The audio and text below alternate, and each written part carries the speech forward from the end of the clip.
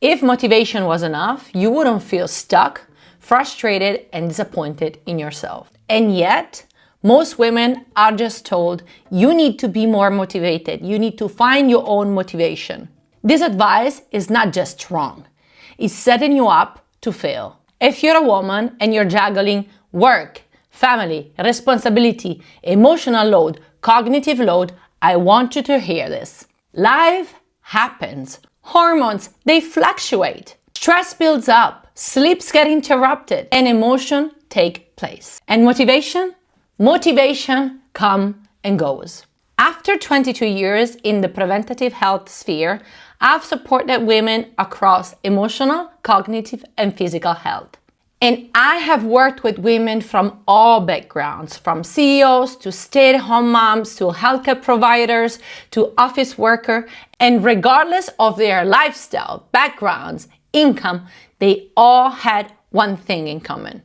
They truly wanted to feel better. They truly wanted to invest in themselves and in their health, in well-being, emotional, physical, and mental well-being. And they truly thought that the problem was the lack of motivation and discipline. And what I saw over and over again was that the problem was not within them.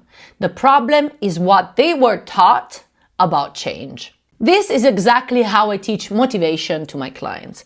You have to think about motivation as you would Pinterest. You go there, you get excited, you get a feeling of what you like, it gets you in the mood. But Pinterest, so motivation, is not the structure. Pinterest and motivation are just the spark that helps you get started. They're not the journey itself. So Pinterest is not the journey. It's not the strategy. It's not the system. And it's neither the motivation. If you are relying on motivation, you will always have the sense that you need to start everything all over again. And when motivation drops, what happens? You try to push harder. You force your routines. You blame yourself and you start thinking, something is wrong with me. I always fail. Why can't I stick to this routine or this system? And probably you start thinking, what's wrong with me? Why I can't stay motivated? Why I don't have discipline enough?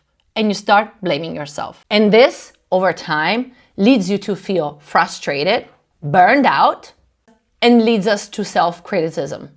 Let me say it clearly, the problem is not you. The problem is the strategy.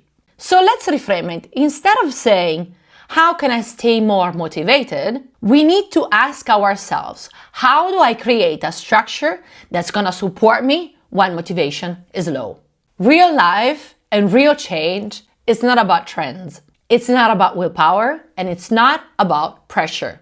Real change happens when we understand, and everything starts with awareness. Awareness gives you the chance to stop, look at what you're doing before starting to change anything. It allows you to understand why you do what you do.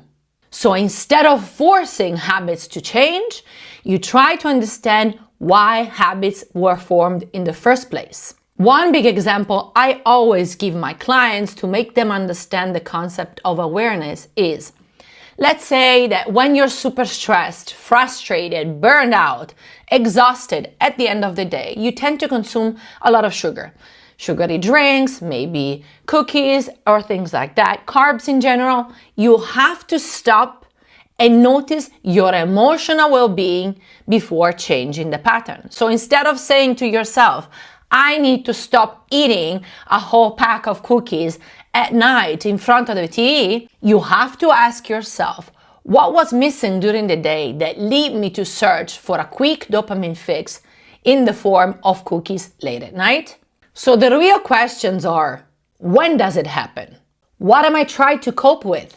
What kind of support and structure is missing that's pushing my body to search dopamine in sugar? This is where awareness changes everything. Because when you understand the root, then you can create system and support that's gonna be aligned with your needs instead of forcing to stop specific habits. This is why I always say to my clients, awareness comes before change. And 99% of the women I've worked with, they all were making this one mistake when trying to set new goals. So if you want to avoid to make this one mistake, watch my next video.